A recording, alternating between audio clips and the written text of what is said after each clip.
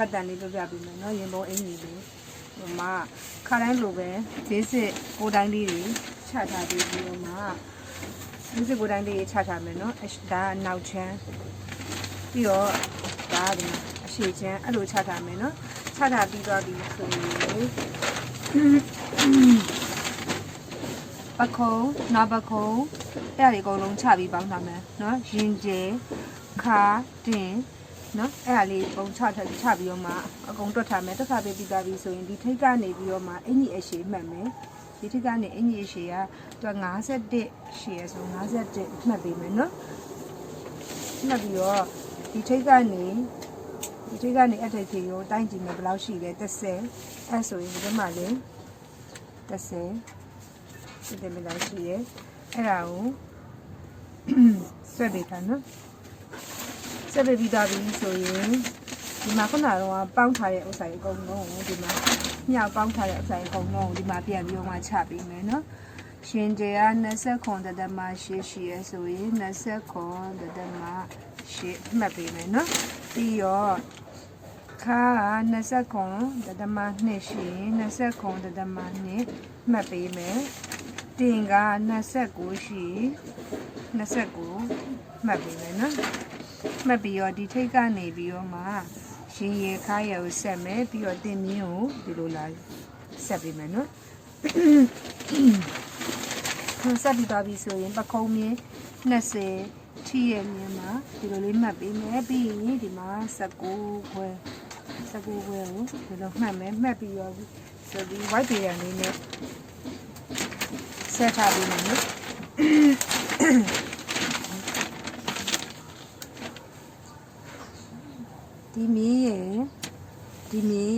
ဒီမီးရယ်ဆုံးတဲ့နေရာနော်အဲ့လိုမှတ်ပြီးမယ်မှတ်ပြီးသွားပြီဆိုရင်ရေမောအင်းကြီးဆိုတော့ဒီဘက်ကထပ်ပြီးကြိုက်မှာဒီဟာကို2 cm ချမ်းတဲ့ဥစ္စာကြိုက်ပြသွားတယ်နော်သူကအောက်ကနေပြီးတော့မှချုပ်စာထုတ်မယ်2 cm ထုတ်မယ်ထုတ်ပြီးတော့မှဘေးမှာလည်းချုပ်စာထုတ်မယ်3 cm ထုတ်ပေးမယ်ဒီဘက်မှာလည်း3 cm ထုတ်မယ်နော်ထုတ်ထားတဲ့ဥစ္စာကိုကကြီးနဲ့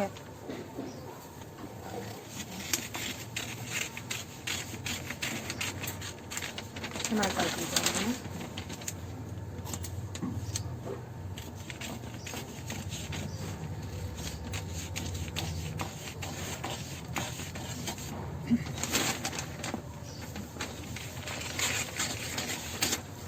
ကြပြီဆိုဒီအပေါ်ကိုလည်းတစ်ခွဲပေါ့နော်တစ်ခွဲစင်တီမီတာပကုံးကိုတစ်ခွဲချက်မယ်တစ်ခွဲကိုလည်းဒီလိုကိုက်ထုတ်ပြလိုက်ရနော်ဒါရင်မုံလို့ဒီအနောက်ကို2 cm ချန်တဲ့ဥစ္စာကိုဖြတ်ထုတ်ပြလိုက်တယ်နော်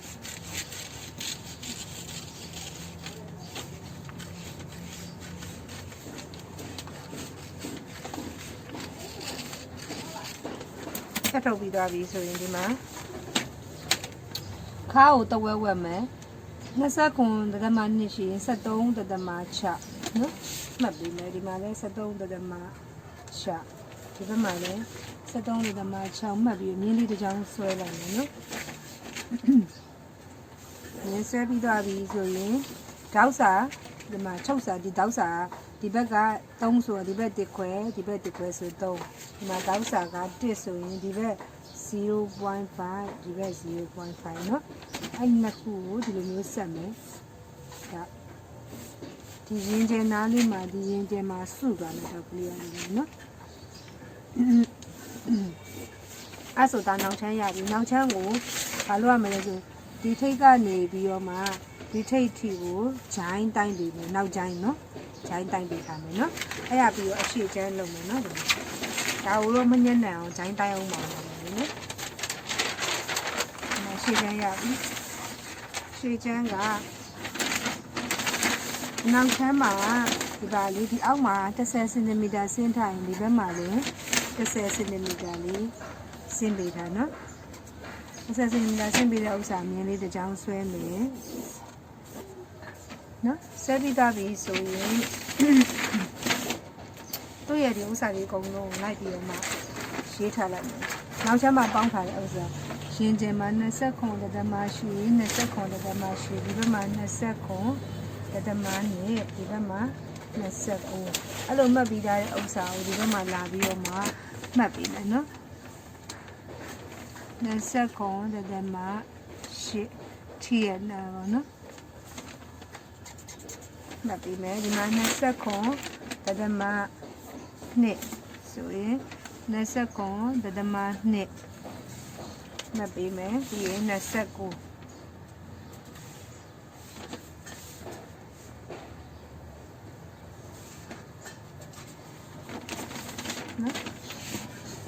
တရားကိုဆွဲမယ်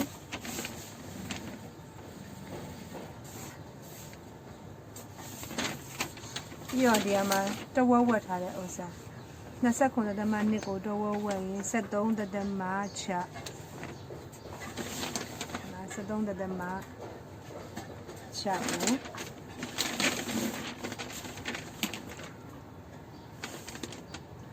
မှတ်ပြီးမယ်နော်မှတ်ပြီးပြီးတော့ဒါနဲ့ဒါနဲ့ဒီလိုဆွဲမယ်ဆက်ပြီးတော့ဒီမှာဒီဘက်မှာတစ်ခွဲဒီဘက်မှာတစ်ခွဲဒီဘက်မှာ 0.5 ဒီဘက်မှာ 0.5 ဒီလိုလေးခဏမှတ်ထားပြီနော်မှတ်ထားပြီးပြီးတော့ဒီမှာဒီမတ်က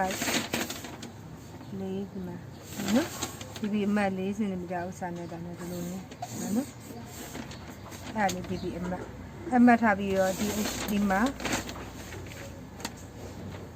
ရှေ့ပခုံးကျရသူက16ရှိတယ်32ကိုတော့ဝယ်ရေး16နော်အဲ့အမှတ်ထားမယ်ပြီးတော့ရှင်ဒီဘက်ကနေပြီးတော့မှဒီဘက်ကို3 cm နော်3 cm မှတ်ပေးမယ်3 cm မှတ်ပြီးတော့သူ့ရဲ့ပခုံးက40 cm ရှိရ40ကို2နဲ့စားလိုက်တော့20ပေါ့နော်20နဲ့ထိမယ်နေရ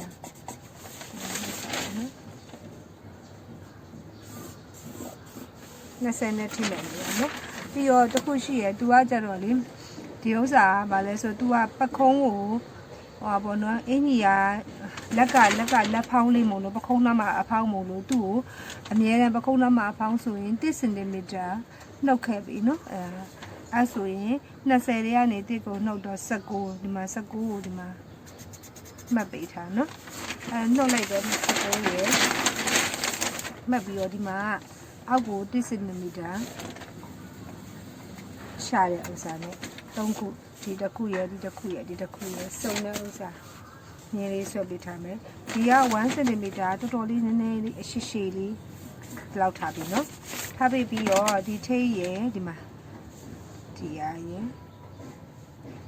လိုမျိုးထိရယ်နော်ဒီလိုလေးလာဆွဲမယ်နော်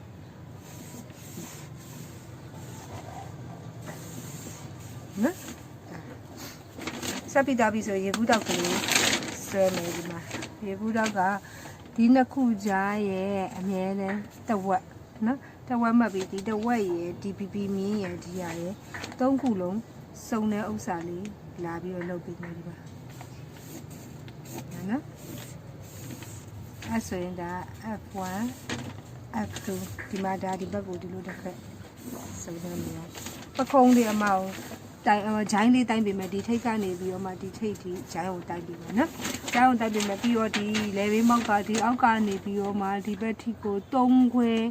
အောက်ကို3 cm ခွဲချပြီးပြီးတော့မှဒီမှာထောင်းမြန်မြင်လေးဒီလိုတစ်ကြောင်လေးဆွဲပြီးမယ်နော်ဒီလိုမြင်လေးဆွဲပြီးမယ်ဆက်ပြီးတော့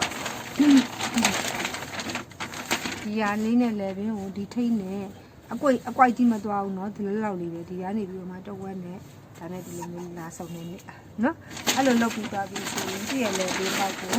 ဆက်ဖို့အတွက်တစ်ခါတည်းပြန်มาတော့မှတ်ခဲ့မယ်ဒီမှာလေဘေးပေါက်ကဒီထိတ်ကနေပြီးတော့မှ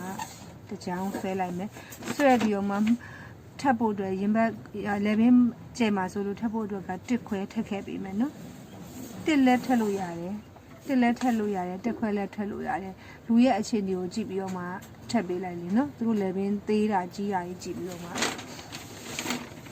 အမားတော့အမြဲတမ်းတစ်ခွဲတော့ထက်တယ်ဒါတစ်ခွဲထက်ပြီးမယ်ထက်ပြီးတော့ဒီနောက်ချမ်းမှာဒီအရှိမအမားတို့ကဒီမှာနေ သူကလည်းလက်ကလက်ဖောင်းလေးမုံလို့20လေးကနေပြီးတော့မှတစ်နှုတ်ရတာဒီနောက်ချမ်းကိုလည်းနှုတ်ပေးရမယ်အဲ့ဒါနော်